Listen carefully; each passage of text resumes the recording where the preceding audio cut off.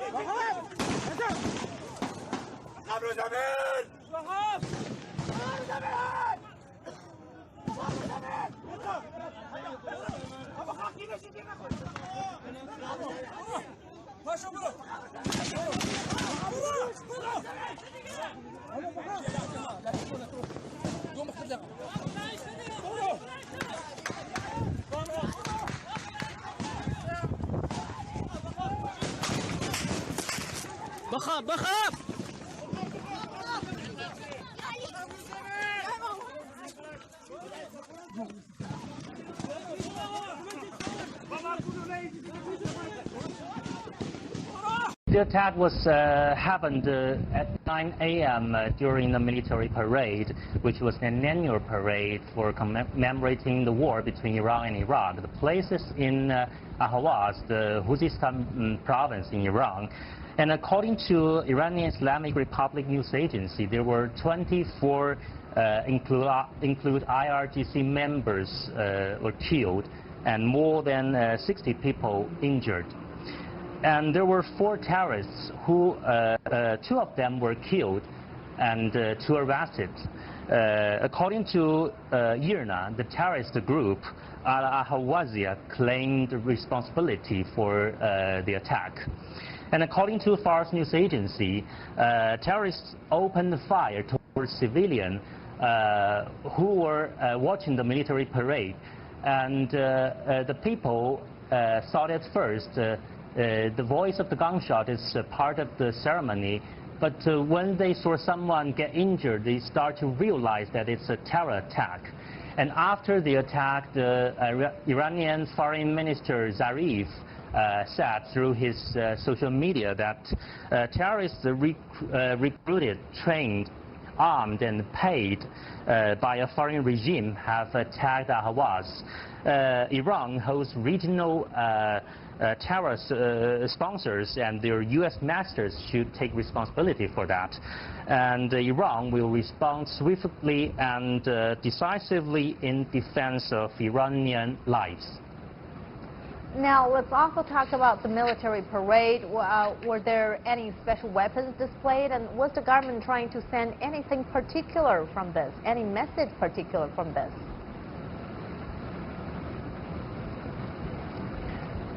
Yes, I just mentioned that the military parade was an annual military parade for commemorating the war between Iran and Iraq 38 years ago. But it was become not only a window for the international community to observe Iran, but also a stage for Iran to deliver the message to outside the world.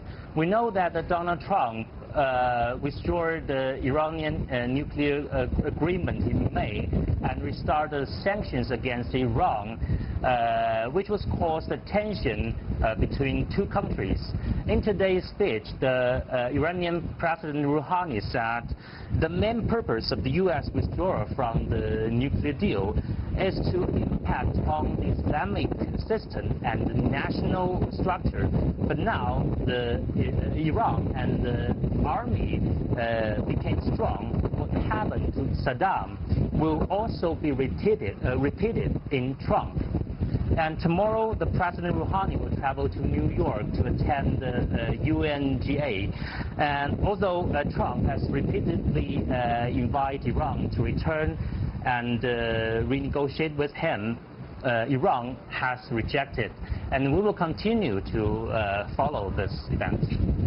All right, thank you so much, Li Dajie, for bringing us the very latest from Tehran.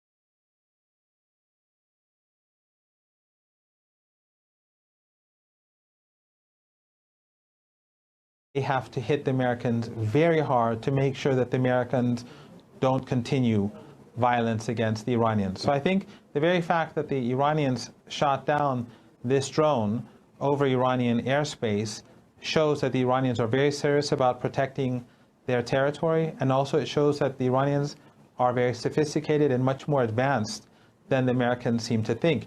If things get out of hand, this will lead to a global economic catastrophe, because all the oil and gas installations in the Persian Gulf region will be destroyed, and so will the tankers. And the American forces will be expelled out of Iraq and other areas where Iran has very strong allies, and millions of people will be moving from the Arabian Peninsula as refugees. This is not a situation that the Americans can control. So instead of testing Iran, the Americans should stop this economic warfare and begin to engage like a normal country. Okay, Mohammed Marandi, thanks so much. A lot of questions over a high-seas seizure of an Iranian oil tanker en route for Syria. The British Royal Marines capturing the Grace 1 tanker, allegedly at the behest of the United States as she neared the southern tip of Spain by Gibraltar. Iranian officials outraged by this move, as well as the Spaniards who reject British authority of the island territory.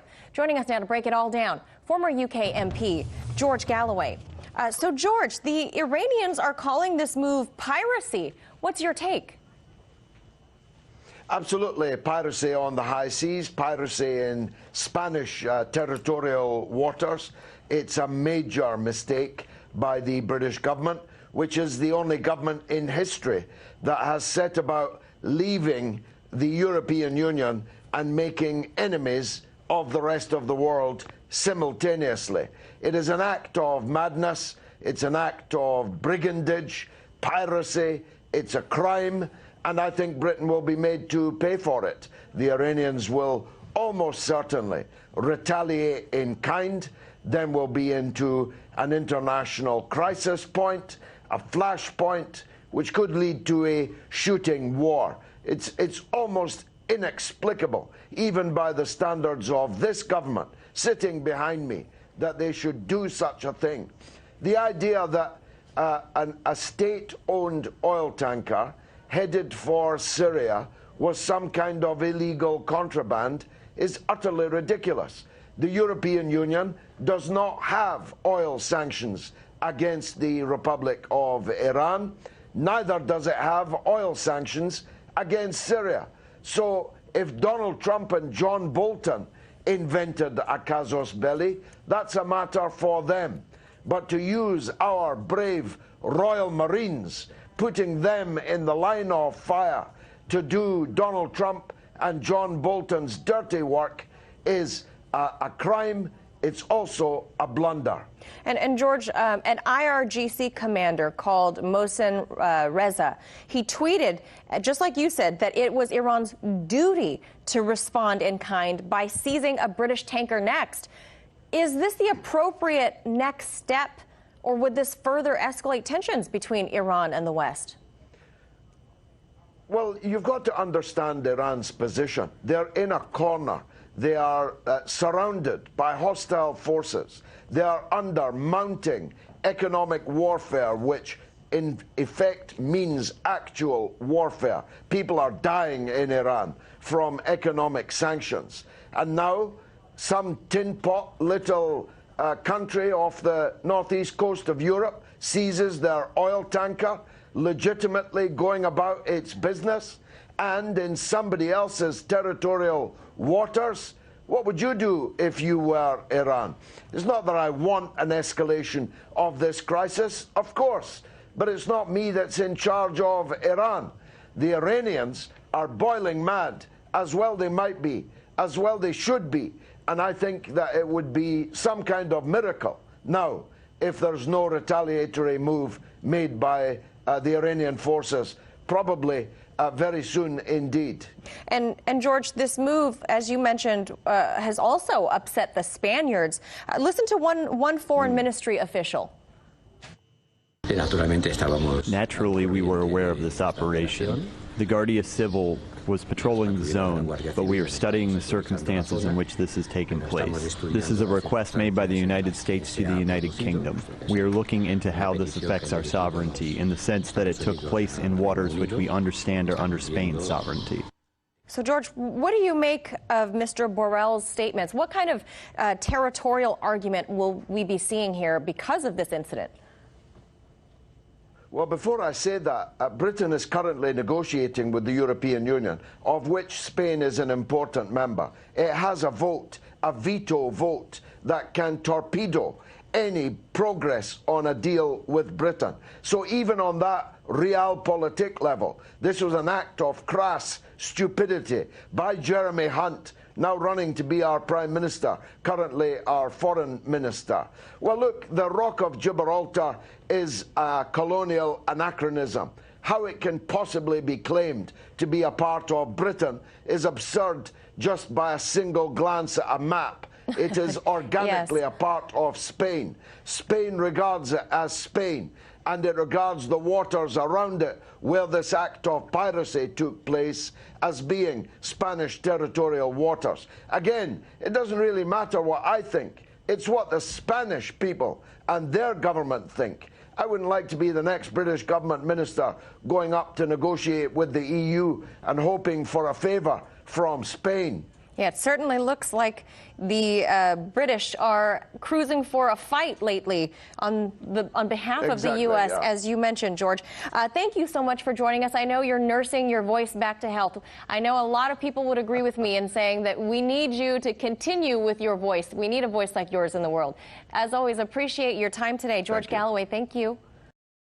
Hey YouTube, thanks for checking out our channel. We hope you enjoyed the video. We have tons of content for you just like this. For more of RT America's one-of-a-kind news and analysis, be sure to subscribe and never stop questioning more. You obey, you will be safe. If you obey, you will be safe. Alter your course to 360 degrees immediately. Over. MV Stena Imperio, this is British warship Foxtrot 236. Sir, I reiterate that as you are conducting transit passage in a recognised international strait, under international law your passage must not be impaired, impeded, obstructed or hampered. Please confirm that you are conducting transit passage through a recognised international strait. Over. You are ordered change your course to 360 degrees immediately. If you obey, you will be safe. Over. Sergeant Port Control, Film Legend. Seffer Navy patrol boat, this is British warship Foxtrot. Charger Port, Soil 3. Foxtrot 236, this is Separ Navy patrol boat. No challenge is intended. No challenge is intended. I want to inspect the ship for security reason. Over. Seffer Navy patrol boat, this is British warship Foxtrot 236. Sir, your requests that you are transmitting to the Stena Imperial hinder and impede her passage. You must not impair, impede, obstruct or hamper the passage of the MV Stena Imperio. She is straight. Please confirm that you are not intending to violate international law by unlawfully attempting to board the MV Stena. Stena Imperial, this is good evening, Caro. Board in vicinity.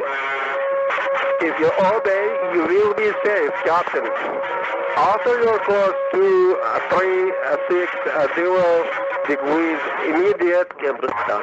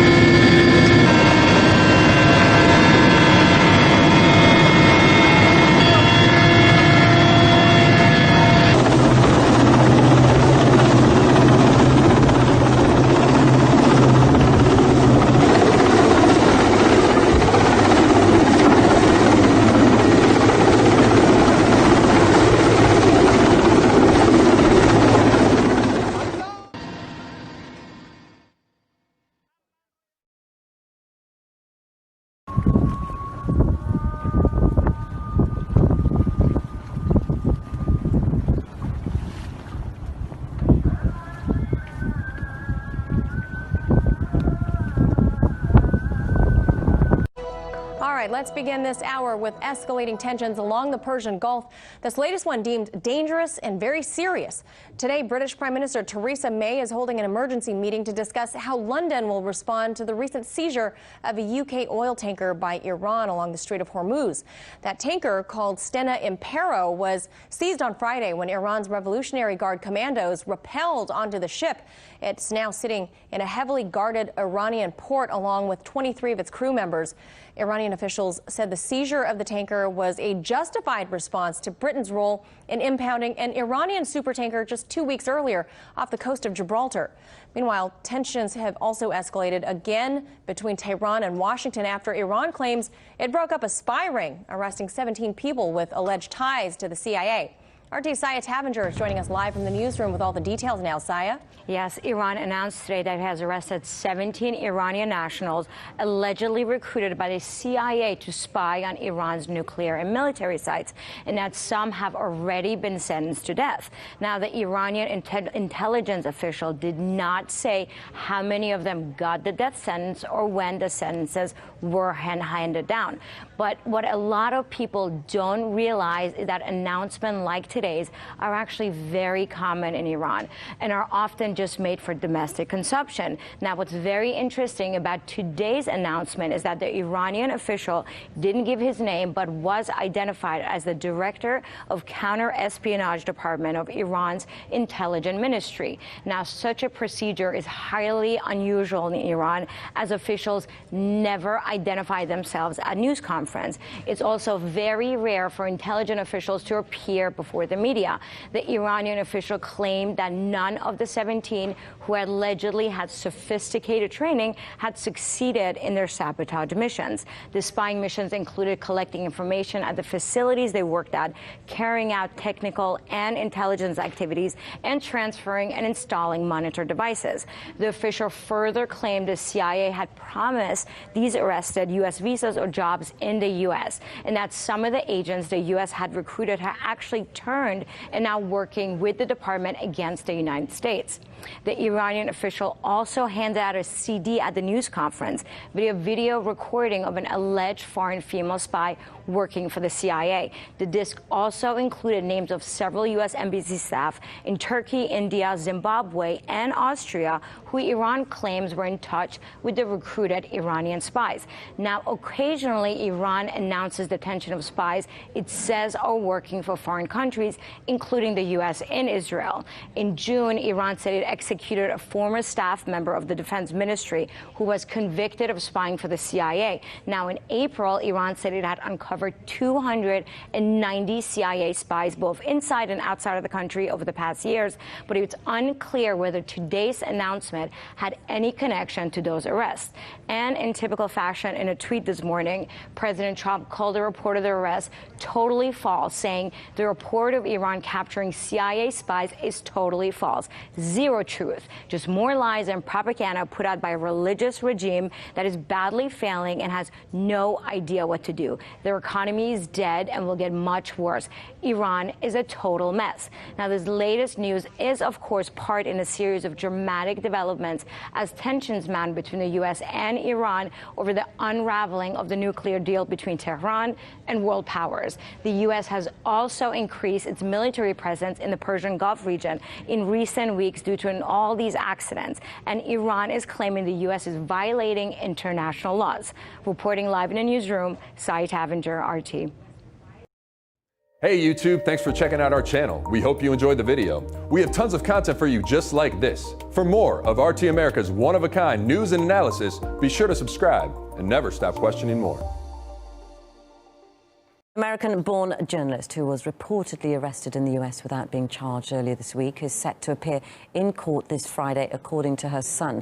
Marzieh Hashemi works for the English-speaking Iranian news channel PressTV and was detained at St. Louis Airport. 59-year-old Hashemi was born Melanie Franklin into an African-American family in New Orleans and converted to Islam following the 1979 Iranian Revolution. Since 2008, she's lived in Tehran and been a prominent journalist and presenter for PressTV. Hashemi was reportedly visiting relatives in America and was thought to be filming a Black Lives Matter documentary. Earlier, I spoke to her friend who told us she's been in contact with the Hashemi family. I've been in regular contact with Marzieh's children, who are all in America. Decades of experience in journalism, and her family are very concerned. They have very little information of what is going on. They know she is detained without charge, and they are very, very concerned about her. The only information and contact the family have had with Marzieh is a telephone call to her daughter on Tuesday, where they received worrying information from Marzieh. Marzieh told her daughter that she had her hijab. She's a Muslim woman who wears a hijab, a veil covering, such as what I'm wearing at the moment, that was taken off against her will, that her mugshot was taken without her hijab on, that she was given only a short-sleeved T-shirt in contravention to her own Islamic dress code, her that she wears, and that she had to gain another T-shirt just to be able to cover some of her hair. She also told her daughter that she wasn't, in essence, given adequate food because she was not given a halal Muslim option or a vegetarian option. And on Tuesday, the only conversation they've had with her, she told her daughter that she'd only been able to eat a cracker or some bread that came with that food since being detained. And the family are saying to me every time I speak to them, they have no idea what's going on. They literally have no reason to believe that she would have to be detained. They don't understand if she needs to be a witness to something. They have no clue what that might be, and they don't see why it would have had to happen in this way, when Marzieh would have been cooperative if someone had come up and asked her, the authorities asked her any questions. The FBI has so far refused to comment on anything relating to Hashemi's case. RT's contacted the US Justice Department for comment too, but so far they've chosen not to respond. Iran has called the arrest on US soil illegal, while press freedom groups are calling on Washington for an explanation. We are concerned by the arrest of a journalist for Iranian state TV, Marzieh Hashemi, and call on the US Department of Justice to immediately disclose the basis for her detention for the past 5 days. Whether she is being targeted, either for her documentary work about Black Lives Matter or as a retaliatory action in response to the Iranian government's detention of American citizens, either case would be an egregious violation of democratic norms. We have serious concerns about her detention, and we urge American authorities to clarify the situation. Tensions have been high between the US and Iran since Donald Trump's arrival in office, with Washington recently accusing Tehran of fabricating charges against 4 US nationals. Some have been handed lengthy prison sentences. Last year, Washington also abandoned the Iran nuclear deal, effectively shutting down constructive dialogue between the two countries. And the Iranian foreign minister has called for the political games to stop. She is a famous journalist. She's done nothing but journalism, and the arrest of Mrs. Hashemi is a very clear affront to freedom of expression, a political abuse of an innocent individual, and I believe the United States should release her immediately without further delay. Narges Mobalagi again told me she hopes Hashemi will be reunited with her family and will be able to continue her role as a journalist without any issues. Marzieh is a very well-known journalist around the world. You know, PressTV is an international news station at the end of the day, and it has viewers from around the world, and Marzieh is known for her previous journalistic work too. So there is a lot of moral support for Marzieh. I hope she is immediately released, and that she can continue to do her work, and she can come home to see her family, her children and her grandchildren, and that she doesn't have to face such dangers. I think we hope that there will be clarity as to what is going on. And of course, if there's any underlying political motivation to this, this is something that I'm sure and I would like to see, that journalists across the world, including in the mainstream press, whatever their view of PressTV and whatever their personal view of the personal decision Marzieh has made to work at PressTV, that they will condemn this, because journalism is not a crime. She should be allowed to travel. She is a dual citizen, but she should be allowed to travel to her birth country, where her children and her family are, without having to face such a very difficult circumstance.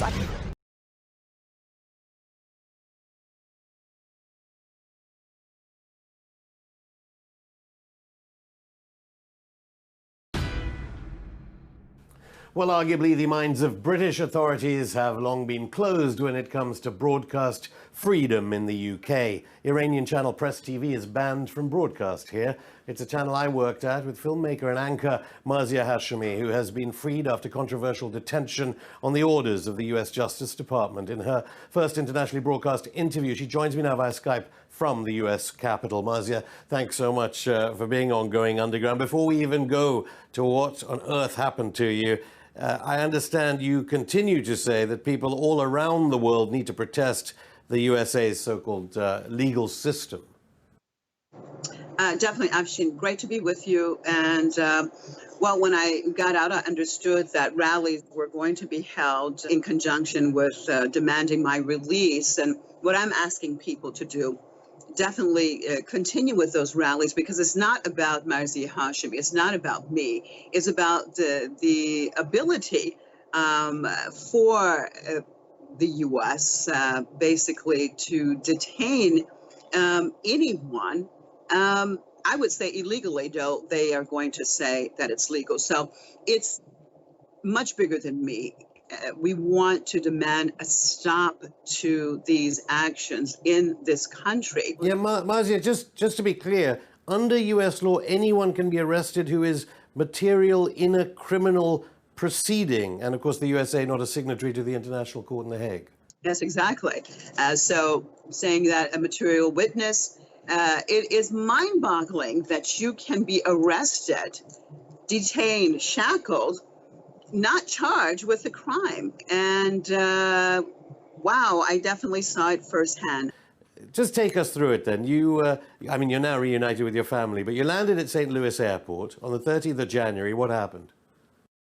Well, actually, we were leaving St. Louis. I had been filming a documentary in St. Louis, Afshin, and I was, my son and I were leaving, or attempting to leave St. Louis to go back to Denver, where my other two kids reside.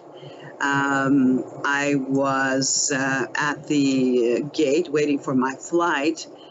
And all of a sudden my name was called to go up to the desk, which I went up to. And she said, well, you've been selected for early boarding. And I'm like, okay. And of course, I was suspicious. Let me just say, side note, that whenever I travel to the United States, I'm always questioned. And whenever I travel domestically inside of the United States, if I want to make a domestic flight, I have to be at the airport 3 to 3.5 hours prior to any flight. As a U.S. citizen. As a U.S. citizen. As a U.S. citizen traveling inside of the United States. And when we turned the corner, there they were waiting. And the FBI agent, she said my name, and she said, you are being detained. And I said, am I under arrest? And she said, yes, you are. I was flown private plane, Afshin, to D.C. and then met with a whole lot of FBI, taken to the FBI headquarters. I was, my picture was taken, mugshots, they took my DNA. Wait, no one has read you the rights. No one has still yet read you the rights. No one ever read me my rights, Afshin. My rights were not read. And I said, well, I protest. I don't want to give my DNA. But they did take my DNA. They did take my fingerprints. I was held there a while and then transferred to, I believe, Central Jail. I'm sorry, I don't know the actual names of the facilities that I was taken to. I was shackled. I should just say, I mean, you told them you're a journalist and filmmaker.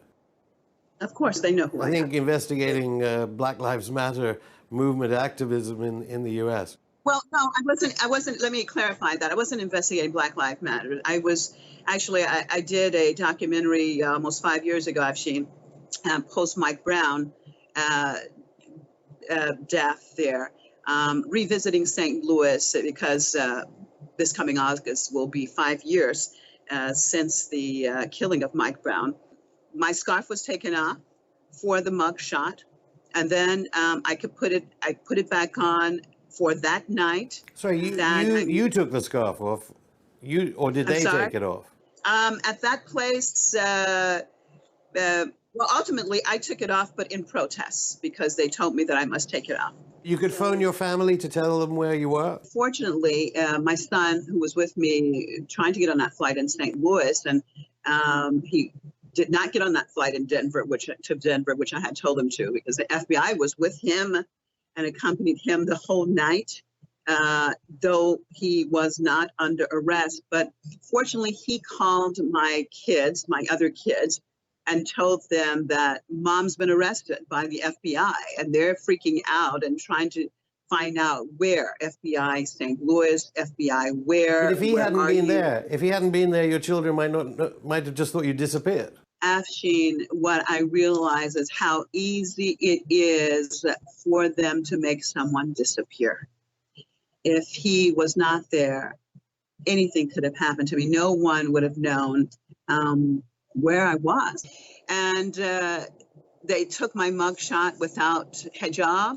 And one of the guards actually says, "Oh, would you like a T-shirt? At least you can wrap it around your head." So we dealt with that. And then when I was going back to be taken to the other side, the women's section, the guard said, "Okay, you have to take this has to go off your head. The T-shirt has to come off your head." And I said, "Why?" And she says, "Because you can't wear that while walking through the hall." And I said, "Why?" She says, "Because nothing is allowed on your head." And I said, "It is allowed. It is against the law what you're doing." They finally gave me a scarf. And that was only because by this time it was the media pressure, because it had gotten out. Just on this treatment of, well, in effect, the treatment of U.S. Muslims in the under the jurisdiction of the FBI, a lot of comment around this food question. Really true that they offered you pork? No, that was, I don't know how that got out about the pork, but they offered me, because of course there's a halal diet. We don't eat just any meat. And so what they offered me was a bologna sandwich. So I'm assuming that that was beef. By this time there was a lawyer and there was a phone call. Yeah, there was a lawyer. There was a court-appointed lawyer. Because I want to just ask, I mean, for all what you're saying about the USA, obviously PressTV, the TV channel, is banned in Britain, where I'm talking to you from. At least it's not banned in the United States because of the Constitution, which you presumably are referring to when you talk about the right to practice one's religion. What is it about the context, obviously, of President Trump threatening Iran with all options on the table? What is this context that you found yourself in, being detained without your rights being read, being told without any charge? Of course, it is the overall relations, right, between Iran and the United States. And of course, with the Trump administration, who's up the ante in trying to pressure Iran. It's mind-boggling. It really is mind-boggling. It is unbelievable, the nonsense that they can use and take a person's rights away and incarcerate you. Like this. I was at one point in time, Afshin, I was on suicide watch there, which I can tell you, I mean, I'm thinking, wow, what's going on here? There was actually a prisoner who was getting out that day, and we were sitting together in this one room about to be transferred by shackles to the courtroom. And I found out, I knew that someone had been sitting outside of my cell all of a sudden. And I was like, I don't know what that was about. And she says, "Oh, they said that you were on suicide watch." I said, "Suicide watch? I mean, I'm definitely not going to kill myself." I tell you what, it concerned me, Afshin, because I'm thinking, well, you know, maybe they have something up their sleeves here.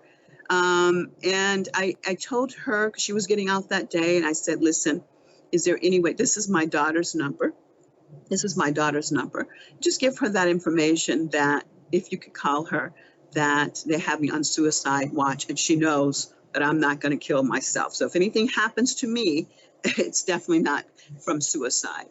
I was treated like a pariah in the middle of prisoners. When most of the time I was in solitary, okay, I was locked up. I couldn't come out. They couldn't be close to me. So everyone's thinking, oh my God, is this woman like a mass murderer, or what is going on? Everyone else, the prisoners, had to be away from me because I guess they could be harmed by me. So many things happen, so many things happen that hopefully we can talk about later. Marzieh Hashemi, thank you so much. Thanks so much. Great talking to you and all RT crew there. After the break.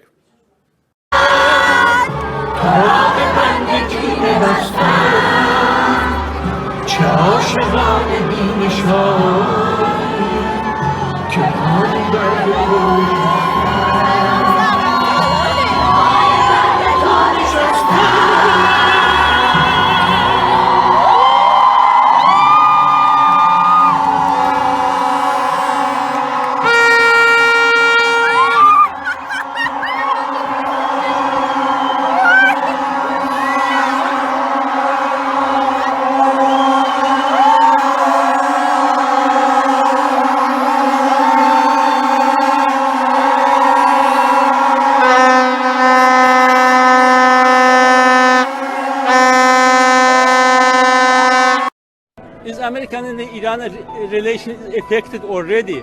But we are people, we are not the government. We are not doing nothing. If the government does something wrong with this government, we are not responsible, American and Iranian. What they can do? Why I have to be punished for somebody else's problem? I don't know what I have to do. We run away from the Iranian country. They do something like this, but we didn't know we're going to have the same situation here. I'm a US citizen about 15, 20 years old, yes. And my brother didn't do nothing wrong in no place in the world.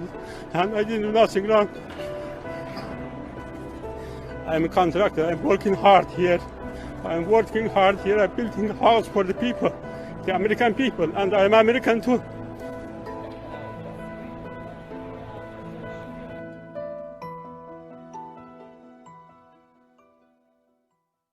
را که مربوط به دیروز در اندیمشک است با دقت ببینید. اغتشاشگران نقابداری که مسلح هستند و به سوی مردم تیراندازی می‌کنند.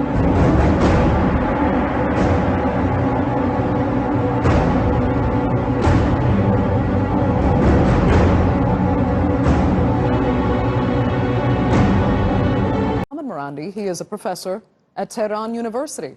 Hopefully we have him. There he is. Thanks so much for speaking to us. First, if you can give us your idea of where you think this discrepancy is coming from in the numbers between Amnesty International's latest report and the official numbers that Tehran is putting out, that only 5 people have been killed versus 100.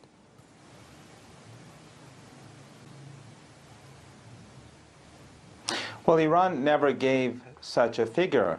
At least 5 police officers and officers patrolling the streets have been killed. And so maybe there's a confusion in the number. But this is definitely not an uprising. Even in the clips that you've just shown, you don't see large numbers of people. These were very well-organized groups. They were very well equipped. They were very efficient. Within less than 48 hours, they destroyed 300 banks, and obviously the assets were taken in many occasions, in most occasions. They destroyed tens of public buses, tens of ambulances, over 100 petrol stations, and they were egged on by Persian language media that is broadcast from the West, both public funded, such as the BBC Persian and VOA, as well as those that are private but funded by Western government. So the protests actually existed on the first day in different cities, but those were peaceful. And then the rioters came in, and these well-organized groups. The protesters quickly left the scene because they knew what was happening, and for 2 days we had real violence. These people were carrying swords, they were carrying iron bars, and many of them also had weapons. Okay. You can take issue with, the people that the officials are describing as the rioters and whose actions you've described and obviously condemned. That's understandable, but these protests are really part of a series of protests that have been taken to the streets now for years. Public discontent over government action, this latest being the rise in fuel price. Just tell us if anything is actually being done to recognize the legitimate concerns of these protesters who are struggling with daily life in Iran. Or is the country just going to continue to say that all those protests are acting at the behest of foreign powers?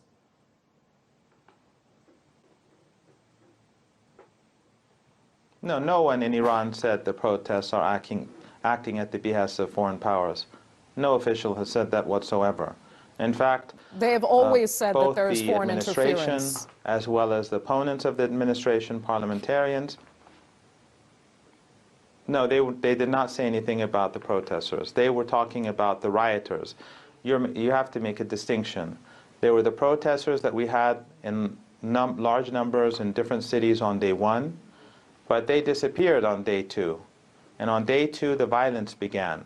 And there were small groups that were all over different cities, groups of 50, 100, 150 here and there, very well organized. very well trained and very well equipped. Okay. Some of them would take out banks in I understand. So 10 to 20 minutes. You are and then drawing go a distinction on to the next there. bank. But I would also like to, so the government, no, I'm saying the government and the opposition, parliament, everyone draws a clear distinction. Understood. And many are criticizing the government for the way in which this was carried out. But of course, I also have to point out about Amnesty International, that Amnesty International and Human Rights Watch, they are closely associated with the U.S. government. The former head of Amnesty USA was a very close friend of Hillary Clinton.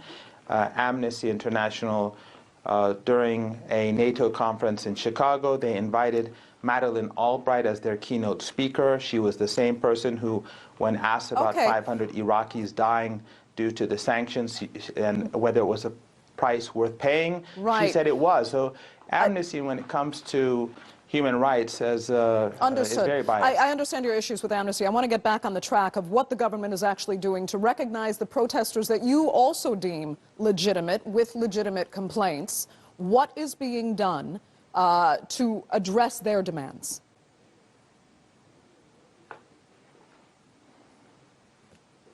Well, again, I'm not in the government. I'm just saying that that is what the government has been saying. But the fuel hikes, the reason why they're being carried out is because fuel in Iran was 8 cents a liter, and that caused huge amounts of fuel to be smuggled outside of the country, because the price, for example, in Turkey is almost, I think, 24 times as much as Iran. And so public assets were being taken out of the country. On the other hand, fuel consumption was on the rise, and Iran, at this rate, because it was so cheap, was going to become a net exporter of fuel, and the government was afraid that the U.S. would use that as leverage to prevent Iran from importing fuel. So the government did raise the price, but what it said is that all the earnings that come out of the price hike will go to the 70% of the population which has lower wages. So the money will be returned to that segment of society, and disproportionately it's wealthy people who are using large amounts of almost free gasoline in the country. But the argument in Iran is that the government carried this out very poorly. They did not inform people beforehand. The hike was very high. The price was static for 4 years, and then suddenly it went threefold. There are many criticisms of how the government carried this out. And parliamentarians are attacking the government. But in any case, it's generally accepted that the price of gasoline was too low. It's not benefiting ordinary people. But again, a clear distinction was made from day one about peaceful protesters. There were no attacks on the peaceful protesters. They left the scene after the rioters began, and the rioters were very violent. And as I said, in different cities, 5 police officers, at least 5 or 6, were murdered, and in different places, and I think that shows the magnitude of the violence. Mohammad Marandi, we're going to have to leave it there. Thank you so much for joining us from Tehran.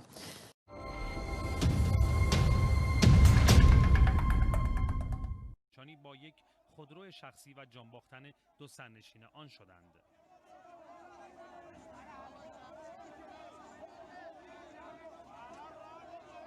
لیریایی چند تا جنازه در آوردن؟ 2 تا داخل ماشینه، 2 تا فقط چیه؟ یه بچه یه آدم بزرگسال 13-14 ساله، یه 30 ساله. در برخی تجمعات آشوبگران که برخی از آنها مسلح نیز بودند سعی کردند پایگاه‌های نظامی انتظامی را اشغال کنند که با مقابله جدی ماموران نظم و امنیت روبرو شدند. در حوادث دیشب در مجموع در چند شهر حدود 10 نفر متاسفانه جان باختند. در این ناآرامی‌ها اماکن عمومی و حتی شخصی نیز در آتش سوخت یا آسیب جدی دید. با این وجود تجمع در چند شهر دیشب به آشوب و تخریب کشیده شد.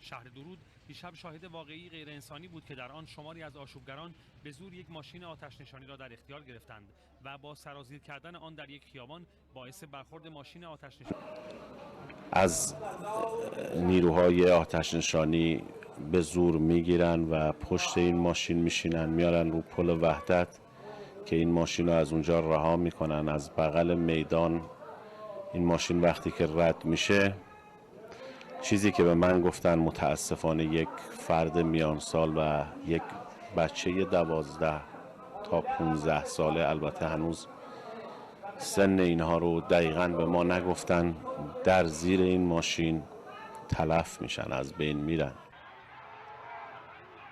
تصاویر میدانی ثابت می‌کند دیشب تعداد تجمعات غیرقانونی و شمار شرکت کنندگان در آنها کاهش یافته بود.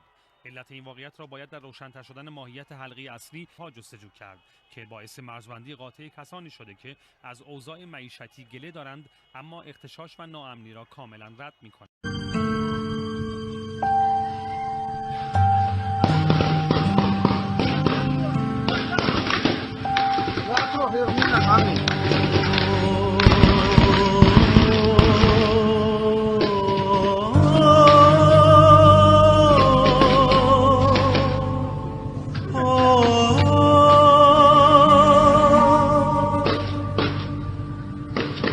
عاشوا شباب اللي راحوا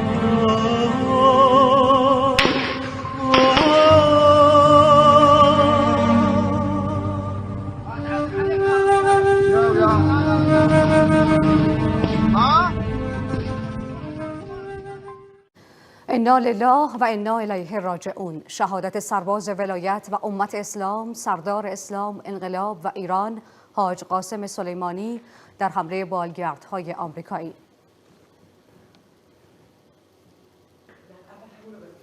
سپاه پاسداران انقلاب اسلامی اعلام کرد سردار سرافراز اسلام حاج قاسم سلیمانی پس از عمری مجاهدت بامداد امروز در حمله بالگردهای آمریکا در فرودگاه بغداد به شهادت رسید و به پاس اجر سالها مجاهدت پر افتخار به دیدار معبود شتافت. بر اساس اعلام منابع هشت شعبی، نیروهای مردمی عراق در حمله بالگردهای آمریکایی به فرودگاه بغداد، سردار قاسم سلیمانی و ابو مهدی مهندس معاون هشت شعبی به شهادت رسیدند. در پی حمله هوایی نیروهای متجاوز و تروریست آمریکایی در نزدیکی فرودگاه بغداد و شهادت سردار حاج قاسم سلیمانی به همراه چند تن دیگر از فرماندهان جبهه مقاومت، سپاه پاسداران انقلاب اسلامی اطلاعیه‌ای صادر کرد. متن اطلاعیه بدین شرح است: بسم الله الرحمن الرحیم. انا لله و انا الیه راجعون. من المؤمنین رجال صدقوا ما عاهدوا الله علیه فمنهم من قضی نحبه و منهم من ینتظر و ما بدلوا تبدیلا. در میان مؤمنان مردانی هستند که بر سر عهدی که با خدا بستند صادقانه ایستاده اند. بعضی پیمان خود را به آخر بردند و در راه او شربت شهادت نوشیدند و بعضی دیگر در انتظارند و هرگز تغییر و تبدیلی در عهد و پیمان خود ندادند. سوره مبارکه الاحزاب آیه 23 به شهادت رسید. در این حمله جنایتبار چند تن از همراهان وی و نیز فرماندهان و رزمندگان هشت شعبی قهرمان عراق به شهادت رسیدند. سپاه پاسداران انقلاب اسلامی با تبریک و تسلیت شهادت این مجاهد عالی قدر به محضر مقدس حضرت ولی عصر عجل الله تعالی فرجه الشریف، رهبر عظیم الشأن انقلاب اسلامی مد ظله العالی، ملت قدرشناس ایران اسلامی، آحاد رزمندگان جبهه مقاومت اسلامی، خانواده معظم و علاقمندان و ارادتمندان وی، اطلاعات و برنامه‌های مربوط به آیین‌های استقبال، تشریع و به خاک سپاری پیکر مطهر شهدای گرانقدر را به آگاهی خواهد رساند. سپاه پاسداران انقلاب اسلامی. با ادامه برنامه‌های شبکه‌ای بین‌المللی خبر یا حق. متشکرم شهرام فرادی، سپاسگزارم از شما. ما در سپاه پاسداران انقلاب اسلامی بسیار از این خبر متاسف شدیم، اما عزم ما برای گرفتن انتقام از امریکای جنایتکار، صهیونیست‌های غاصب بیشتر خواهد بود و قطعاً این اتفاق رقم خواهد خورد. قطعاً این شادی لحظه‌ای امریکایی‌ها و صهیونیست‌ها دیری نخواهد پایید که به عزا تبدیل خواهد شد. کارم در پخش شما رو به خداوند سبحان می سپارم. در خدمتتون خواهیم بود با ادامه برنامه‌های شبکه‌ای بین‌المللی خبر یا حق. متشکرم شهرام فرادی، سپاسگزارم از شما.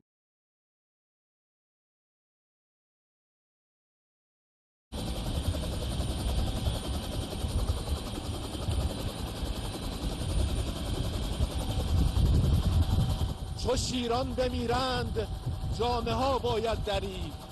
تا کی نشینیم تا دگر شیری چنین آید پدید. من از آسمان تهران از فراز میدان انقلاب برای شما گزارش میکنم. امسالت دلم میاد دنبالت تا لحظه گودالت.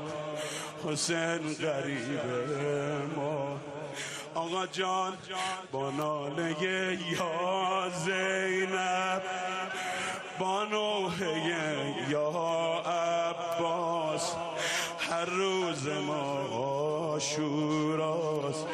حسین غریبه مادر.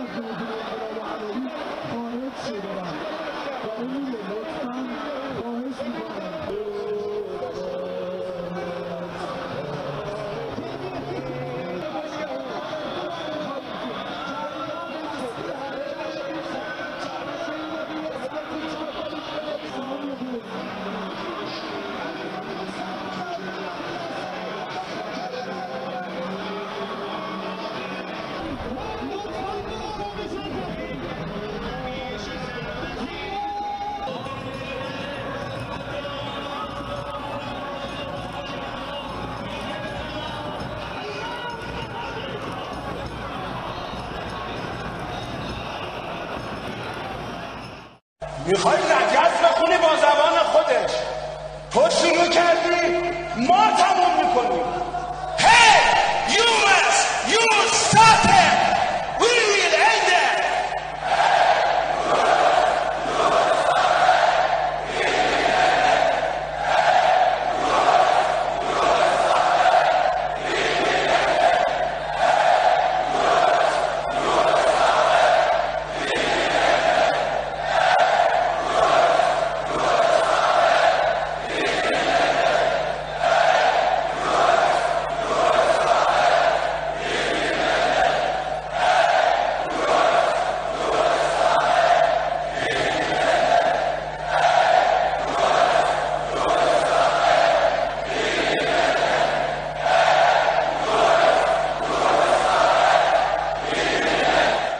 صدای کوبنده لبیک یا زینب.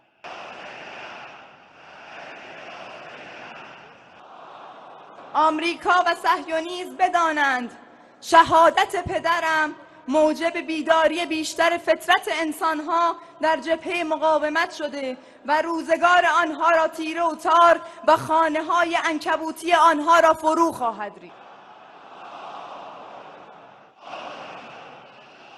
دیوانه که خود نماد جهل و بازیچه دست صهیونیسمی، خیال نکن با شهادت پدرم همه چیز تمام شد. رهبرم، پدرم به پدری داشت که در کنارش بود، در کنارش ایستاد و ما هم همانند پدرم در کنارش خواهیم ماند.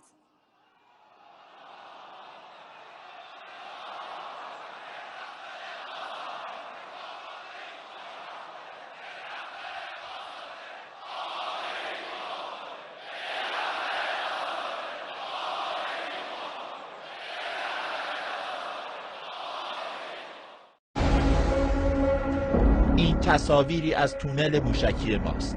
موشک هایی که پایگاه آمریکایی ها رو شخم می‌زنند.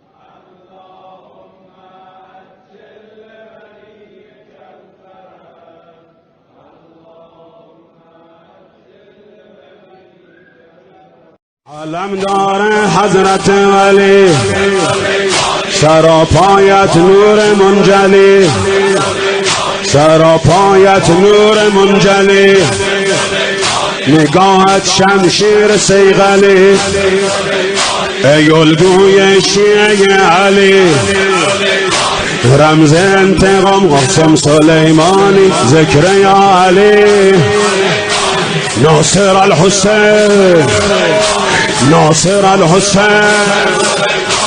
ناصر الحسین، ناصر الحسین، ناصر الحسین، ناصر الحسین، ناصر الحسین، ناصر الحسین، تو تصویر دین و غیرتی، تو تصویر دین و غیرتی، تو مجموع عشق و عزتی، تو شاگرد خوب نهضتی، تو با خونت رمز وحدتی، جان ملت و روح امتی، فدایی های تو هم قسم، فدایی های تو هم قسم، دست ظلم می شود قلم، نمی افتد بر زمین علم،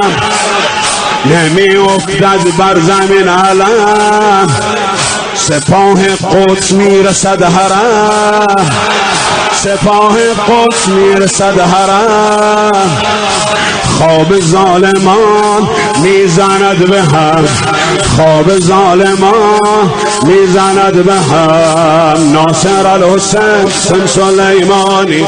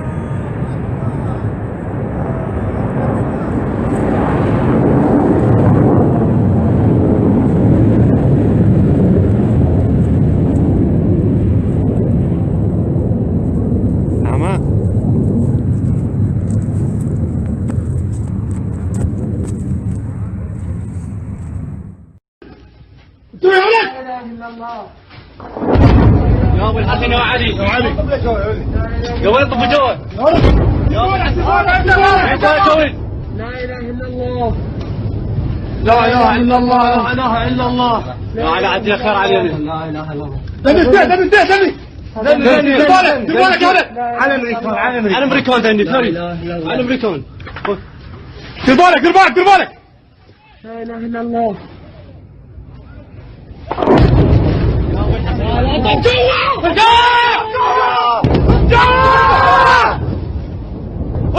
جوا خبر نزار مقدم علي من داخل عصر الساعه خبر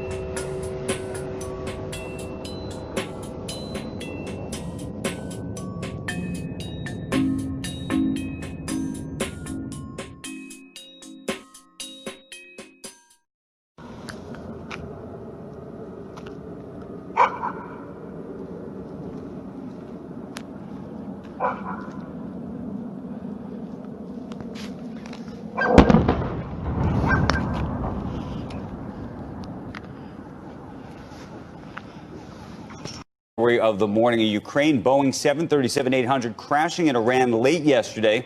Passenger jet went down moments after takeoff just outside of Tehran and killing all 176 people on board. Both Iranian and Ukraine officials say they suspect the crash was caused by mechanical issues.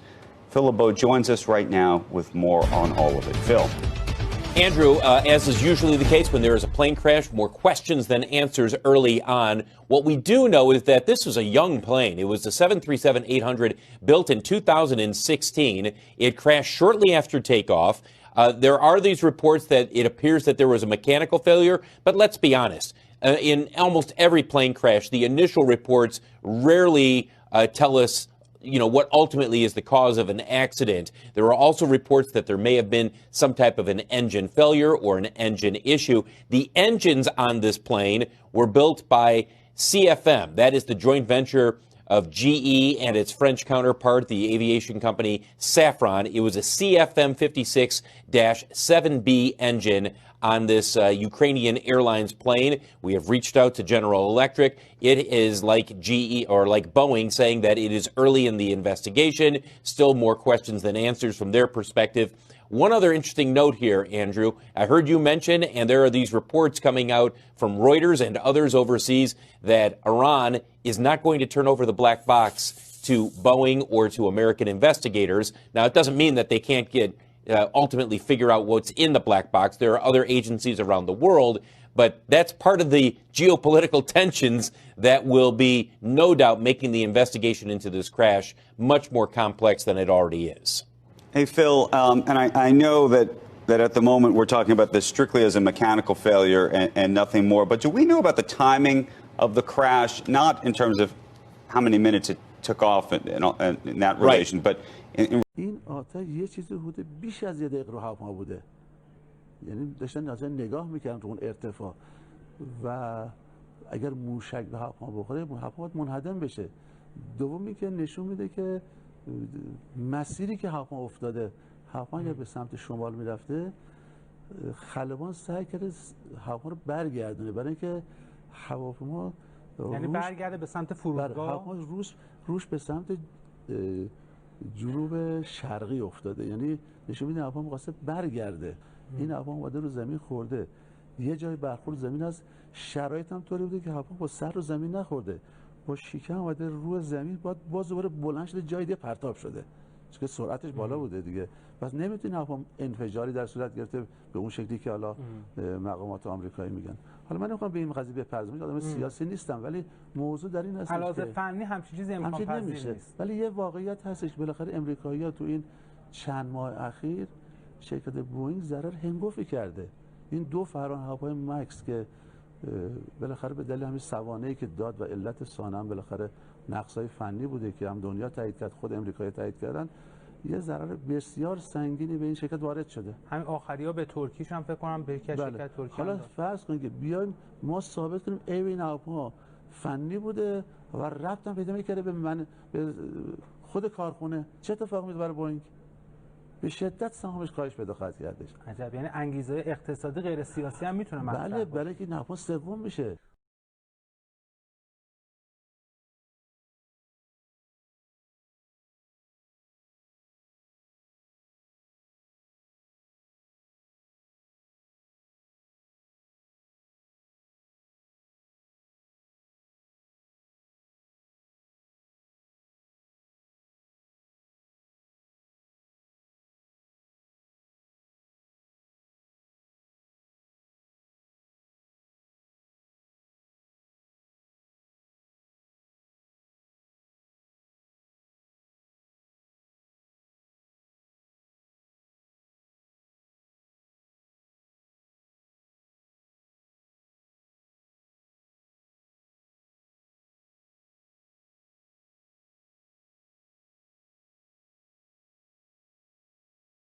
موقعی که اطمینان پیدا کردم که این اتفاق افتاده، واقعا آرزوی مرگ کردم برای خودم که ای کاش میمردم و چنین حادثه‌ای رو شاهد نبودم.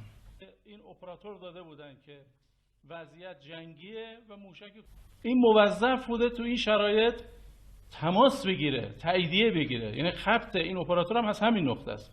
منتها تو اون شرایط ظاهراً سیستم ارتباطیش با اختلالی مواجه بوده. حالا یا سامانه‌های جمینگ باعث شده یا شبکه شلوغ بوده، بر ترتیب نمیتونه ارتباط بگیره.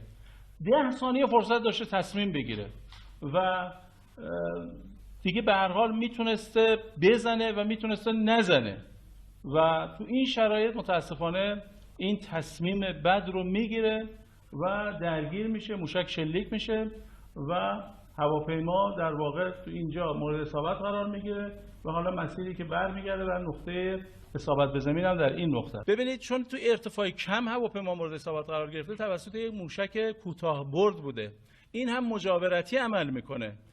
این موشک چون سرجنگیش کوچیک بوده و مجاورتی عمل کرده، این هواپیما فرصت پیدا کرده در واقع یه مسیر رو هوا متلاشی نشده، بعد خوردن به زمین متلاشی شده.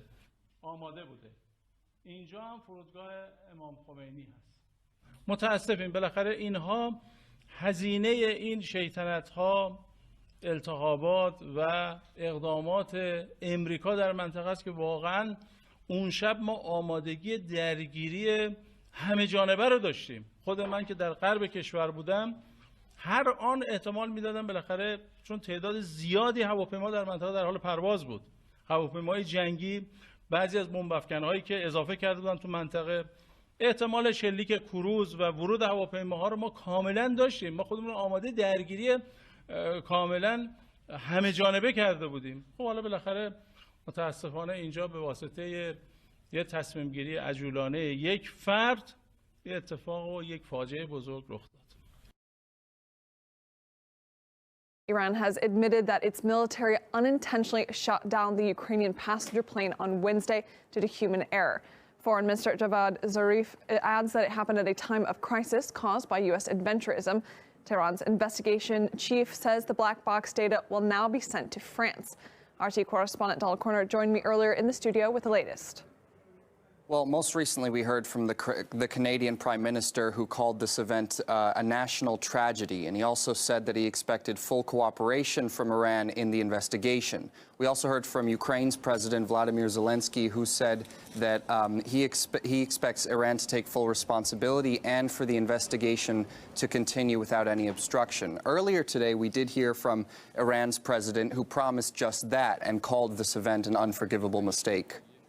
The Armed Forces' internal investigation has concluded that regrettably missiles fired due to human error caused the horrific crash of the Ukrainian plane and the death of 176 innocent people. Investigations continue to identify and prosecute this great tragedy, an unforgivable mistake. Now, Iran's president also promised compensation for the families of the victims, and the country's supreme leader has called for the findings of this investigation to be made public. Now, earlier we also heard from Iran's foreign minister, who he actually highlighted another reason for why this crisis took place. A sad day. Preliminary conclusions of internal investigation by armed forces. Human error at time of crisis caused by US adventurism led to disaster. Our profound regrets, apologies and condolences to our people, to the families of all victims, and to other affected nations. Give us a bit of background here. What exactly is the foreign minister referring to? Well, just last week, a U.S. airstrike killed the high-ranking Quds commander, Qasem Soleimani, and that brought tensions in the region to a level that we haven't seen in decades. This guy was considered a hero to many in Iran, as he was instrumental for the defeat of ISIS in Syria. So the government promised harsh retaliation for his death, and that came in the form of several airstrikes against U.S. military bases in Iraq that happened just mere hours before this plane went down. So at that time, the Iranian military was anticipating some sort of possible U.S. response to those strikes, which explains why they thought that this airliner could have been an enemy aircraft. They said that it was approaching a military installation. Clearly, tensions were very high. Are there other cases of countries shooting down planes by mistake?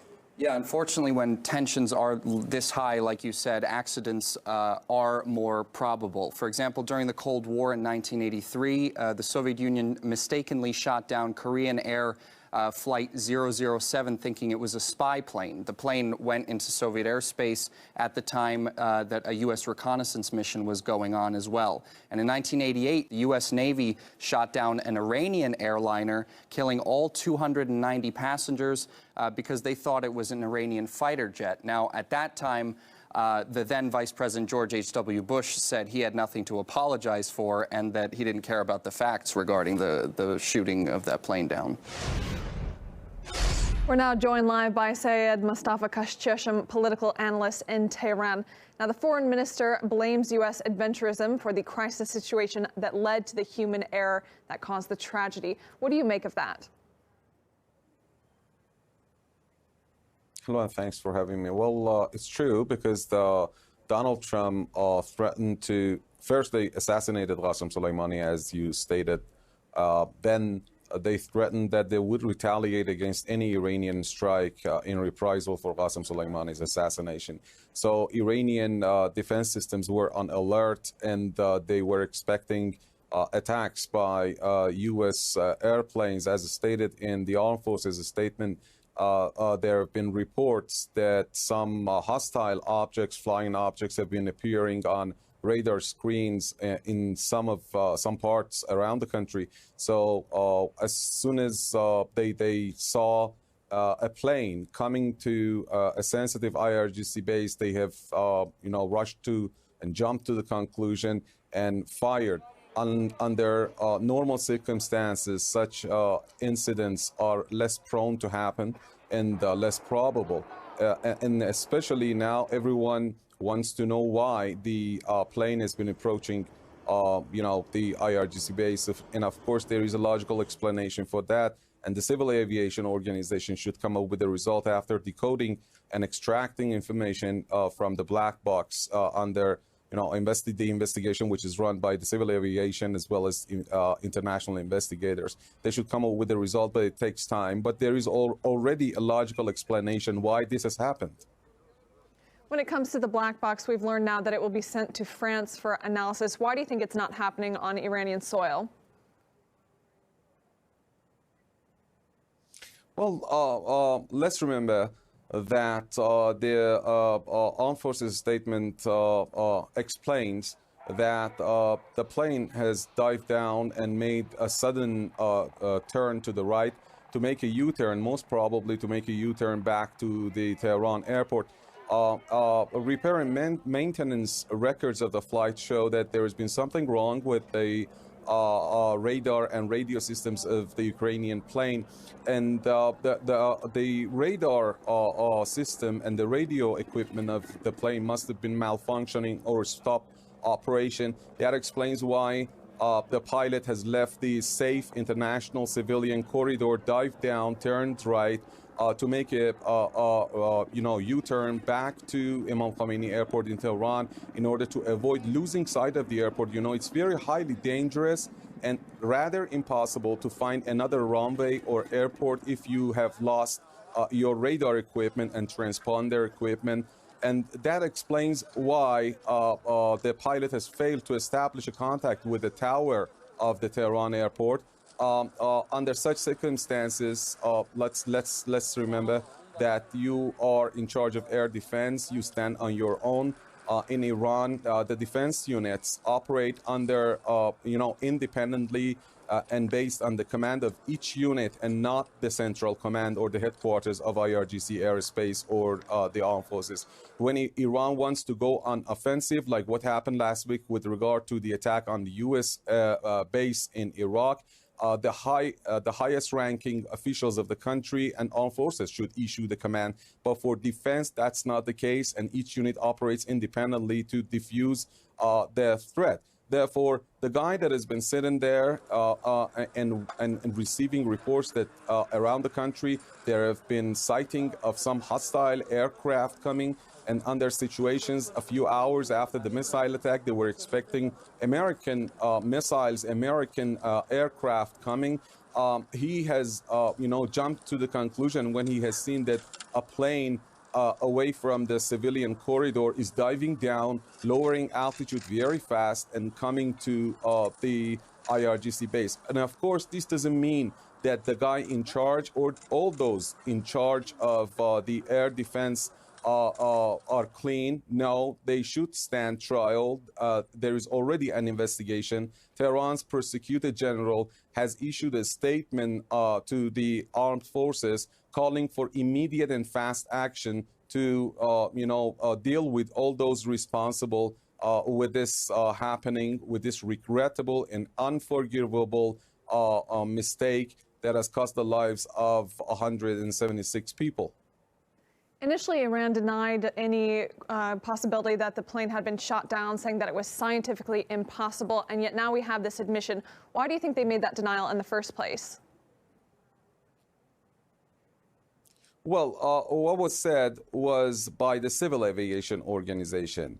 The Civil Aviation Organization doesn't have any kind of access to the secret information of the armed forces. The statement that came today was by the Iranian armed forces, and they have done an independent investigation of their own personnel, independent from the flights and from the Civil Aviation Organization, and they have come up with the result on their own side of the story. It's good that they didn't wait for the Civil Aviation Organization and the international team of inspectors and investigators to come up with a result, because it would take weeks or months for them to extract data from the black box and come up with a final report. So they have cut short, this way, and they've hastened investigations on their own side of the story after there were some theories and assumptions that there might have been a strike, a missile strike. And they came up with a conclusion a couple of days yesterday. They have come up with the final results and presented it to the Iranian leader and the president, who called for an immediate and urgent meeting of the Supreme National Security Council. They were already, they had the results late at midnight, and because the papers were already out, they waited till early this morning to publicize the story and the report. And of course, and I reiterate that this is only half of the story that has been announced by the Iranian armed forces on their own side. We should also wait for the Civil Aviation Organization and international team of investigators to let us know exactly why the plane has dived down and left the international civilian corridor that I just explained. One of the logical assumptions that could have happened.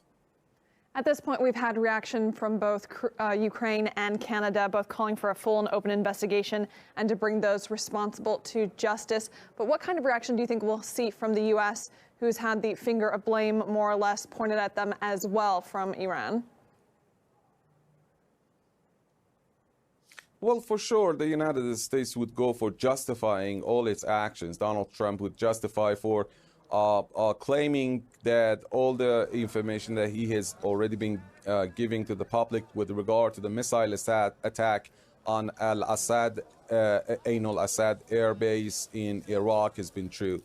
Because they have not let the public know about the developments in that airbase. They have sealed the airbase to all foreign parties, including Iraqi government, Iraqi army, for the first 24 hours in order to, avoid the leaking of any kind of information. Later, they came up with the result that no one has been hurt in that attack, while there have been opposite reports, contradicting reports, saying that tens of U.S. military have lost their lives and hundreds more have been wounded in those missile attacks. And now they could rely on this development in order to claim that all the information that they've been presenting about, the developments with regard to the missile attack have been true, and they could raise probably buy more credibility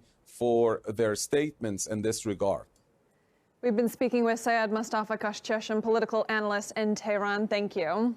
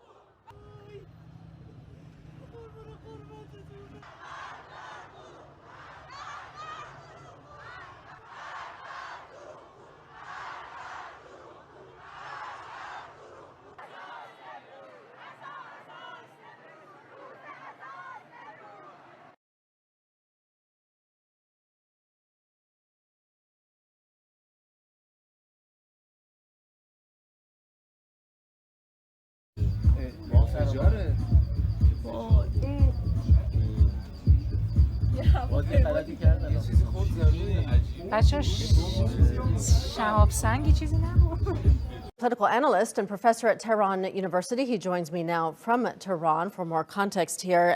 Good to have you on the program. As I mentioned there, some Iranian officials say the explosion was the result of sabotage. If that's the case, who would be behind it and what would be there to gain? Well, it was most probably the United States that was behind it, because the only country that really has the capability to carry out that sort of operation against Iranian sovereignty and against Iranian assets would be the United States. And I think that Trump was using this, along with a host of other anti-Iranian activities, to show his strength to the American public, and especially to his Likud backers and his Christian Zionist backers in the United States for the election campaign and the elections that will be held in a few weeks from now. Mm-hmm. Why is this particular nuclear facility so significant? Well, it is a small building, and the nuclear program is much more extensive, and the building was more easily accessible than the underground facilities. So it wasn't exactly a very hard to get target, but there were instruments in the building that were expensive and important, and some of them were damaged. It will take a few months from now for the repairs to be completed so that they could begin working in accordance to plan. So the setback was at least a few months. Okay. And meanwhile, the head of the UN nuclear watchdog, Rafael Grossi, is in Iran this week. What does Iran need to do to satisfy the agency during this visit? Well, I think what needs to be done is that the agency has to satisfy Iran.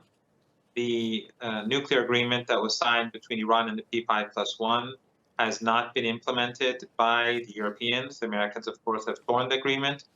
And if they are not going to abide by their side of the bargain, then the Iranians feel that they do not have the obligation to do so either. Right now, the Iranians continue to implement the agreement in parts.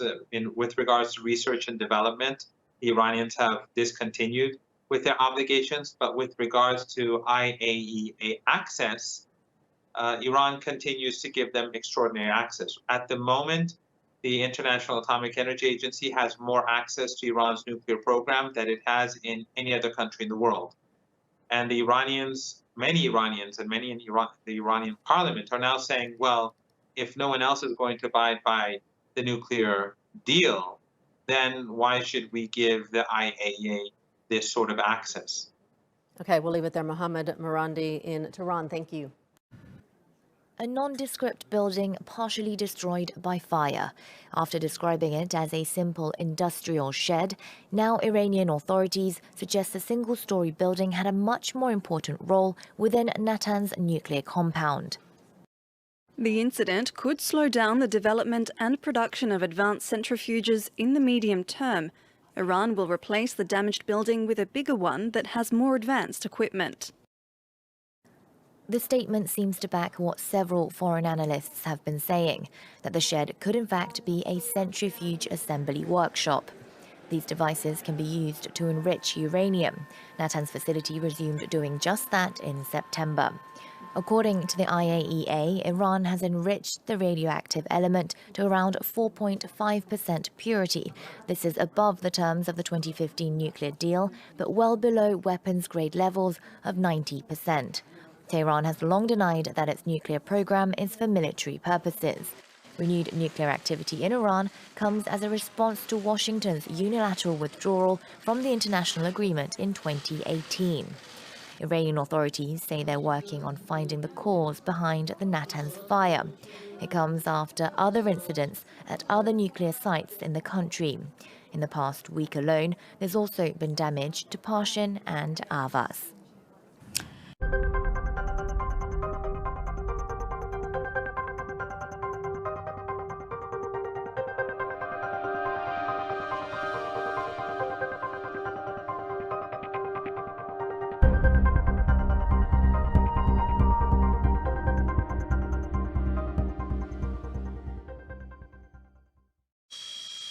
پیکر مطهر دانشمند برجسته هسته کشورمان برای طواف در حرم حضرت علی ابن موسی رضا علیه السلام به مشهد مقدس انتقال داده شد. وظیفه همه ما این هست که این مسیر رو ادامه بدیم. اونهایی که ادامه دهندن باید ادامه بدن. اونهایی که الان در مسیرن باید مراقبت بکنن. اونهایی که الان مسئولیت به عهده دارن. به خاطر جلوگیری از ازدحام جمعیت این مراسم اطلاع رسانی. فکر میکنم مگر که با ترور دانشمندان هسته‌ای ما و شخصیت‌های ما بتونن کشورمون رو از اون هدفی که داره نظرم بهش برسه، ولی اینها کور خوندن و سلاح این شهدا هیچ وقت بر زمین نخواهند موند. نشد تا مشکلی به واسطه رعایت دستورالعمل‌های بهداشتی به وجود نیاید.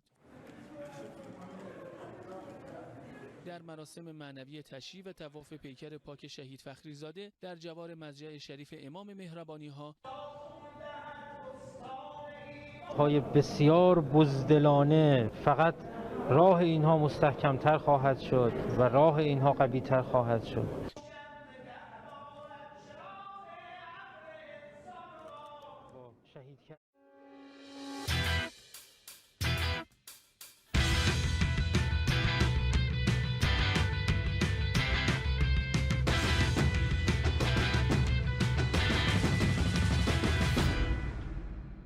I'm Afshin Ratansi. We're going underground as the World Trade Organization General Council meets for a two-day summit in Switzerland as the West stands accused of buying up COVID-19 vaccinations and imposing arguably illegal sanctions that harm the COVID response of poorer countries, potentially risking the lives of billions. Coming up on the show, almost 1 year ago, global strategist against ISIS and Al-Qaeda, the Iranian general Qasem Soleimani was murdered on the orders of US President Donald Trump with no condemnation from NATO nations. We speak to the daughter of the general credited with arguably saving countless lives from Washington to London in a Going Underground world-exclusive first interview as Joe Biden's national security advisor designate threatens a coalition against Iran from January. All this and more coming up in the penultimate show of this season, but first, the UN Special Rapporteur Agnes Callamard has concluded that the USA unlawfully assassinated Iranian General Qasem Soleimani using an Obama-era-style drone strike on Baghdad airport. The assassination was condemned by UN Security Council members Russia and China, but not France and Britain. Here is Soleimani's daughter Zainab speaking at her father's funeral in Tehran, the largest since revolutionary leader Grand Ayatollah Khomeini.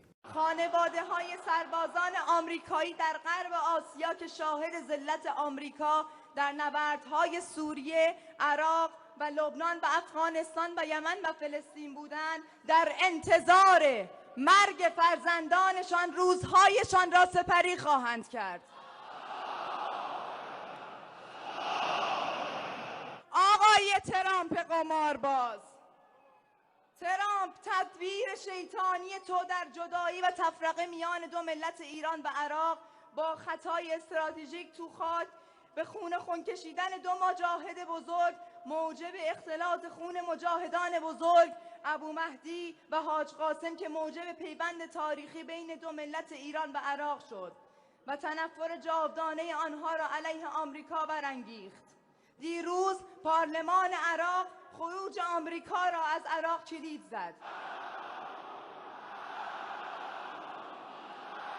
ترامپ دیوانه که خود نماد جهل و بازیچه دست صهیونیسمی، خیال نکن با شهادت پدرم همه چیز تمام شد.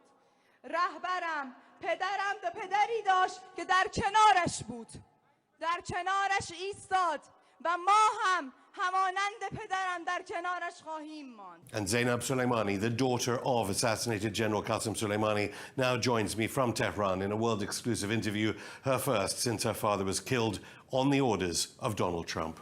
Thank you so much, Zainab, for coming on. Can I just start by asking you, January the 3rd was the day of the assassination. How did you first hear of the killing of your father? Hello there, and thank you for having me. If I want to start by answering this question, I have to say that that terrible night, before a few hours that this happened for my father, I spoke with him on the phone, and then I left to visit my family. I was alone, and I go to my sister's house.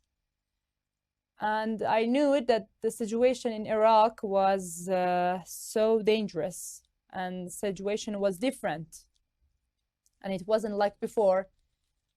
So I add a channel for the news in Iraq in my Telegram, and I watched the news in Iraq. Exactly about 1 a.m., I see a video is sharing on that channel Telegram about explosion in airport Baghdad. And I opened, but I didn't know who was that and what happened. So I had a phone call after that. I hear from one of our friends, he was asking for my father, that where is he okay or no? And as usual that I answered like this on the phone, I said for him, he's sleeping in the house because I didn't trust the phone. So I said he is sleeping in the house. And he feel relieved, and he told me, okay, thanks God, it's because I hear a news that there is an explosion in airport Baghdad, and your father was in the car and they hit it. So I got so shocked and full of stress, like my heart was going out from my chest. And I didn't know what to say. I just told him, can you check please for me? He said, why? You told me that your father is sleeping in the house. I told him, I was wrong, and I need you to check for me to see where is he, if you can find him. And I couldn't believe till about 5 a.m. I couldn't believe that this happened. So about 5 or 6 a.m. when I turned on the TV and I saw his picture, I understand what happened. And from that day till now, I'm still shocked about what happened. It's so hard to believe. Here in Britain and across NATO countries, we saw the news reported as a victory, the news of your father's death. I know that months before, he was considered a hero in the fight against Al-Qaeda and ISIS-Daesh, even in NATO nation media. How did he go from being this hero to suddenly being a terrorist? Even Lloyd Austin, the new Joe Biden Pentagon pick, said he was great in combating ISIS and Al-Qaeda. Suddenly he went from hero to terrorist. Why? Well, all of us know this, that Al-Qaeda, ISIS, they are a group of terrorists that America made them. And we have many proofs for that. And my father was the only person who was standing in front of such a terrorist groups. Of course, they are not happy for that my father is standing in front of such a groups, because they made it. They made it to start a war in the Middle East. And they use it to start hurting people and taking their houses, their jobs, their money, their countries. Of course, they are not happy for my father is standing in front of them and destroying them everywhere. And you know this, that, and I know also, recording that Julian Assange, the founder of WikiLeaks, he exposed the email that Jack Sullivan was telling Hillary Clinton that Al-Qaeda is on our side in Syria. Okay, that's seen, that shows, and this man is still in the prison. Why? Because he exposed them. And he said for everyone that such a group terrorists that are killing people, innocent people in the Middle East, America made them, and they are like toys for them. The life of people, innocent people, are like toys for them. They attacked everyone, everywhere. And of course, they are not happy that my father is standing in front of them, and every plan they are making in Middle East, my father destroyed it. And he changed this game. He was the winner of this game, and he destroyed them. Of course, they are not happy, and they kill him so easy in another place, in an international airport. He was the guest of Iraqi people. They invite him to help them. How they dare to kill an official general of a country? They kill it easy, and they said, we kill it and we proud. Why they are proud? Because they kill someone like General Soleimani, that he was destroying all their plans, all the money they were putting on the Middle East. My father destroyed their plans. Of course, they will be happy if they kill him, and they will proud. And, you know, of course, they will say he was a terrorist because in their mind, my father, because he was destroying the people they created, he's a terrorist. Because he was saving innocent people's lives, he is a terrorist. Who is a terrorist here? They made these groups. They attacked people. They kill people easily, everywhere. They are the terrorists. Jake Sullivan, the former Clinton official, now picked to be Joe Biden's next national security advisor. Of course, Julian Assange, alleged by the UN to be being tortured near this studio. But you know that our viewers will be thinking, why would the United States, which suffered during 9/11, support Al-Qaeda and ISIS-Daesh? What did your father tell you about why he thought the United States would support those who had destroyed the World Trade Center in 2001 and attacked the Pentagon? Well, I have to say that my father believed he must to stand in front of those power that they are trying to take the people's power, to free their freedom, their grants. And he always spoke with us about that he must to stand in front of United States because he is creating something like a virus everywhere, like this sickness is getting everywhere. He is coming to every country and taking their power, stealing their anything they have, they are taking from them. And they are saying, we didn't know about them and we don't know them and we will destroy them. They are liars. I will say they are liars, big liars. They pay for them. They give them army and they give them any stuff they need to stand in front of people in Yemen by support of Saudi. They let Saudi pay for them. And they are making a group terrorists to stand in front of Yemen people, to take their freedom, to take their grant, to steal anything they have. Everywhere, when we open our eyes, we see that this virus, this sickness is everywhere. In Syria, in Lebanon, they support Israel to hit Lebanese people. Why?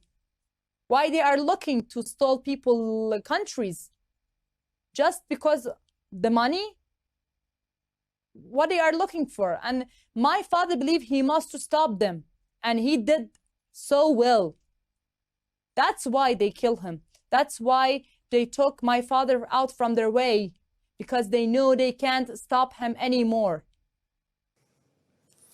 The United States denies that it supports Al-Qaeda or ISIS. Britain says it is giving aid to the people of Yemen, even while it sends weapons to bomb Yemen.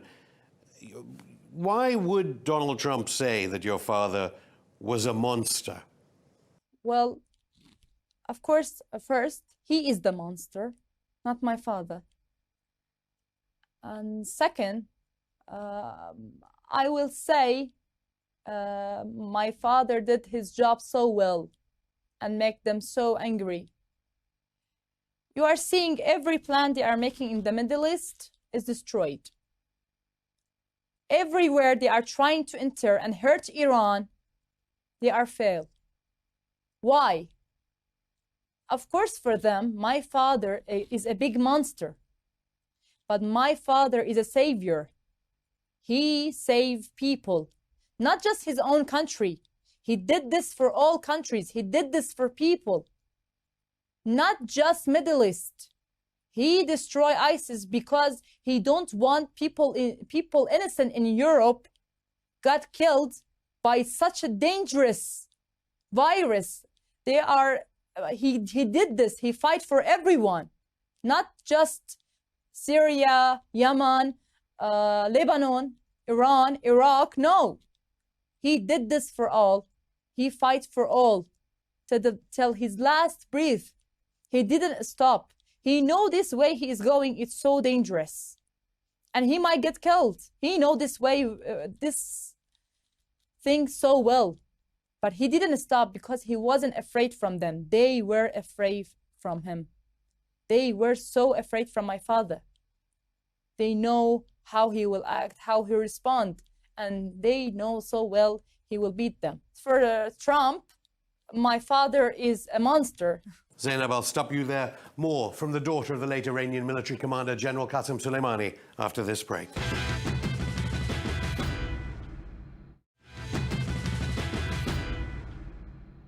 Welcome back. I'm still here with Zainab Soleimani, the daughter of the late Iranian military commander, General Qasem Soleimani. We interviewed a daughter of someone killed by Washington, effectively, the daughter of Che Guevara, and she said that her father's death brought Cuba together. How has the death of your father brought Iran together? Well, I don't know if you see the funeral. What happened in Iran and in Iraq was something, it's something so special in the history. You see how people come to the street and they are crying and they are sad and they are angry and they want revenge and they are waiting for an answer because they know what General Soleimani did for them. And they know so well why Trump ordered to kill my father. So after killing my father, America thought that everything will be stopped because they killed General Soleimani, the power of the Middle East. But they are so wrong. They didn't see the anger of in the eyes of Iranian people. They didn't see their tears. They didn't see their sadness. And I have to say that General Soleimani has a military from people that they will take revenge from Trump. And they are so wrong. They are thinking this will be the end of General Soleimani. This is the beginning. And there is 1,000 people like General Soleimani are ready to fight like him, stronger, more powerful. And this is our power. And if they are thinking for that, they must know our people are united. And they will stand in front of such a dangerous powers. But of course, Trump is gone in January, and it'll be Joe Biden who says he wants new relations with Iran, although his advisor said in the past 24 hours or so that he wanted a coalition to oppose Iran. Do you think it means anything that Joe Biden will be in the White House? I have to say that there is no difference between Biden and Trump. They are the same guy, and they are following the same policy. There is no difference between them. Trump ordered killing my father, but Biden support that. So there is no difference. They have the same thought, and they are following the same way, and they are the same person. I mean, yeah, Biden was agree with Obama when they made ISIS. What's the difference between Trump and Biden? What will change? They are the same people with the same mind. There is no difference for us. I mean, they can. Joe Biden cannot return my father. He can. He can't return it. So there is the problem we have with America is with their policy. This will not change. They are the same people, the same mind, the same way. And each one of them is worse than the other one. There were commemorations across the world after your father was assassinated by Donald Trump. A lot of talk of revenge. But then only the other day, there was an assassination of a scientist in Tehran, just east of Tehran. Is it more talk, this, rather than actual action to avenge the death of your father? You see, this subject is, for me, is so tragedy, and it made me so sad to think about it, how they kill an innocent person in his own country. I mean, they attacked Professor Fakhrizadeh in our country, and they kill him in front of his wife's eyes. How they can do this? How they are not human? How they can kill a person who didn't do anything wrong and he was trying for his country? And they kill him so easily in his own country in front of the eyes of his wife. She was sitting next to him. What she did, what she did, I mean, she didn't do anything wrong. How they dare to come to our country and kill people so easily in the street? For which reason? And all countries are supporting them because they have their own, they have the same mind. All Western countries, they are helping them. They are with them, and they cross all the lines and come to another country. The same they come and kill my father in Iraq. They came to Tehran and killed a professor. But there was no news here about Professor Fakhrizadeh working on coronavirus vaccines. We heard he was a nuclear weapons scientist. We didn't hear about your father fighting Al-Qaeda and ISIS. We heard about your father being a terrorist who kills Americans. What do you want the world to know about your father? I mean, the picture they are showing from my father isn't absolutely my father. I mean, my father in the house was a father for us. He read many books. He studied in university, and he was a professor in university. And the only goal in his mind was keeping the world a place safer for the children. He go and fight in Syria to help children in Syria. He go for them to save them. And you know what happened in Syria.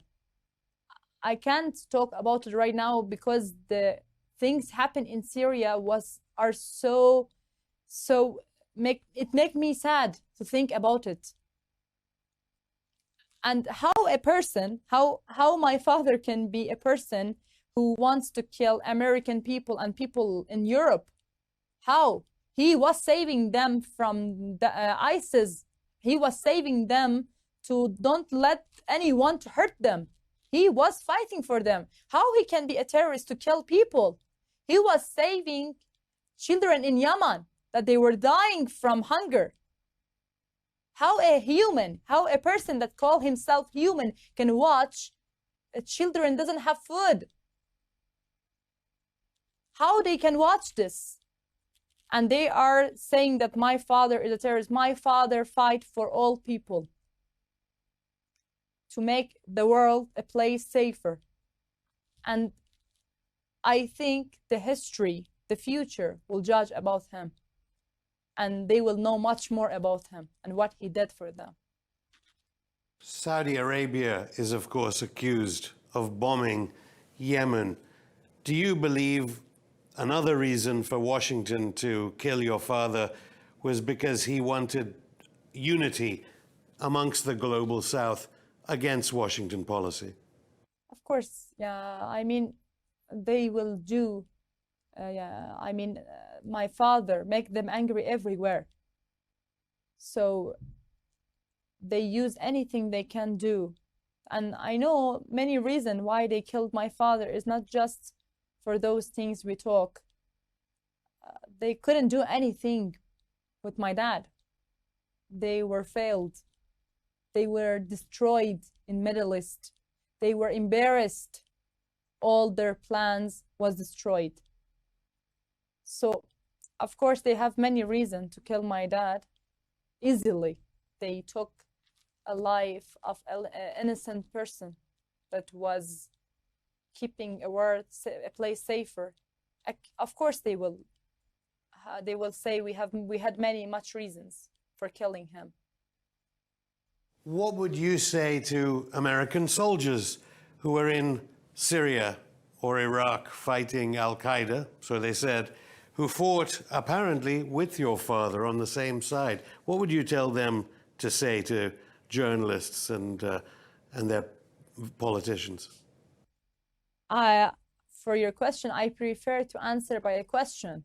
I like to ask American soldiers why they are in Iraq, why they are in Syria, why they are everywhere, what they are looking for, why they are sending them. They are saying they send them to destroy ISIS. We know that they made the ISIS. So why they are sending innocent soldiers to death? You see, it's like a game for them. They create something and they send their own soldiers to get killed by something they made it.